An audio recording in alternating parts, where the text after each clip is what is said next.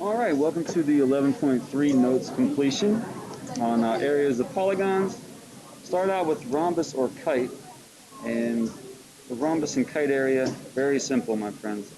You just want to have 1/2 diagonal 1 times diagonal 2. So all you're looking for is the length of each diagonal, and essentially it comes from the fact that you can surround a kite or rhombus with a rectangle. Area of the rectangle, of course, is length times width or base times height, and you just want half of that area contained inside. Now, example 1 is pretty simple. All you have to do is, since it gives you the two diagonals, the area is simply 1/2, in this case, 6 times 8. So half of 48 is 24. And again, it's area, so you're in square units, so it's meters squared. All right. Next, same thing in this one, very simple. 1/2, 7, 10. So remember, don't distribute the half. Take half of 10, half of 7, or half of the total, 70. So not too earth-shattering with rhombus or kite. Just also remember that you have right angles, so they might be able to try to get you into a Pythagoras situation, but for the most part, it's pretty straightforward. Now, the good stuff of this section comes from regular polygons. And there's some things that you might know, recognize, and some things that you might not. For instance, when you see radius of a polygon, polygons typically don't have radii, but in this case, we think of them as being inscribed in a circle. So you have a polygon inside of the circle. The radius is going to be the length from the center out to the vertex. Now, a new word for this section is an apothem. And an apothem doesn't quite go all the way out to the edge. It stops perpendicularly. So a nice way to look at this is when it's straight down. So let me draw it for you like this.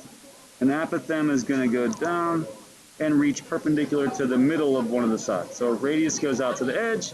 Apothem, not quite as long, straight out to the side.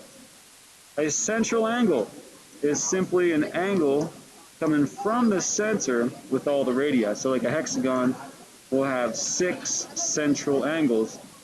So we could just take 360 divided by 6 and know that each of those central angles would have to be 60 degrees. All right. Example 2 is finding the angles inside a figure like this. So if I have a regular pentagon inscribed in a circle, each angle measure will just be 360 divided by 5 in this case, which is 72 degrees. So that's the central angle. If I were to look at the 5 angles, they all make 360. There's 5 of them. So you've got 72 degrees for the central angle. All right, now AFG is going to cut that in half. So you take your 72, cut that in half, and you've got a 36 degree angle. And again, that would be right in there. Now GAF is the angle coming from the bottom of the triangle. So of course it's just 180 minus 90 minus 36. So that's just a 54 degree angle there. All right, pause the video here and see what you guys come up with. All right, so for 3, P is the center, PX or PY is a radius, PQ is your apothem, and angle XPY is your central angle. And number 4, to find these angles, 360 divided by 4 in this case is 90 degrees. Cut that in half, of course, you'd have 45. Subtract each of those from 180 and you have 45 again. All right, guys, and all that leads up to the crescendo here, finding the areas of these regular polygons. And it's not earth-shattering, really, guys. All you're doing is just finding the area of the triangle that each one of these is broken into, and then multiplying it by how many ever triangles you have. So that's all this formula does. Apothem times perimeter. Because if you think about it, the apothem is just a height of these triangles. A side length is the base of these triangles. And a little rearranging, the number of sides that we have is the number of triangles we have times the side length. So that's essentially the perimeter. So you have 1/2 apothem times perimeter. All right, so let's find one. Let's do it. Get some room here. All right, so now in this case, we are given the radius of a regular nonagon. All right. How can we use that to our benefit? Because ultimately we have to have 1/2 apothem times perimeter. And we don't have either one of those things. We have to do a little bit of work to find each one. Got to find the apothem, got to find the perimeter. So this little reference triangle is going to help you. We're going to break it down even further, actually. So let me show you where this is coming from. I'll just even get rid of this so we can start over with it. So the reference triangle in question is that one. So this is where we go.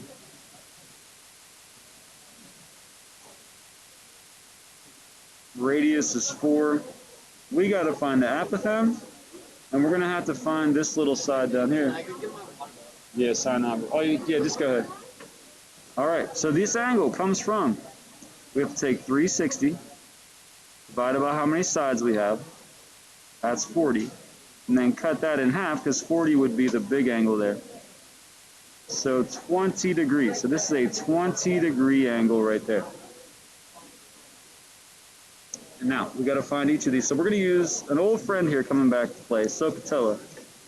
We're looking for adjacent, and we know the hypotenuse. So the cosine of 20 is going to equal adjacent over, let me move this down a little bit so we have some room here, guys. A lot of space required in these problems. The cosine of 20 equals adjacent over hypotenuse. So multiply both sides by 4. And what we've got for our apothem is 3.8. So that's your apothem, so that goes right into your formula, 3.8. All right, next, we've got to find this little x. So we're going to use a sine, opposite hypotenuse. So sine of 20 is going to equal x over 4. So when I plug in 4 sine 20, I arrive at 2.8. Oops, I'm sorry. Back that up. 1.4. And now when I get that, the 2.8, guys, comes from the fact that we're going to have to double it to get a side length. So that was 1.4, so all the way across is 2.8. Why is that important? Because I have to find the perimeter. So the perimeter is, I have 9 2.8. So my perimeter is 25.2. And that, my friends, is what goes in there. All together then, that's, let me see, hang on one second as I locate my calculator.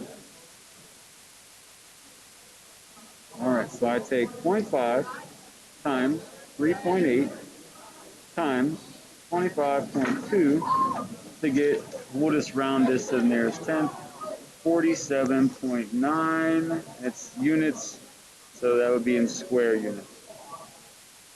So a lot of different steps to this problem, guys. let's take a look at the monitoring progress questions together. And I'll just snag one somewhere. All right, so in this first one, we've got a lot of given information here, so this is nice. We're given the apothem, so remember what we're ultimately trying to do here. It's 1/2 apothem perimeter. So the apothem is given 6.5. So I have that. I just got to find the perimeter. So I got to find this little side of this triangle to find the whole perimeter. So the little triangle in question, I've got 6.5 and 8.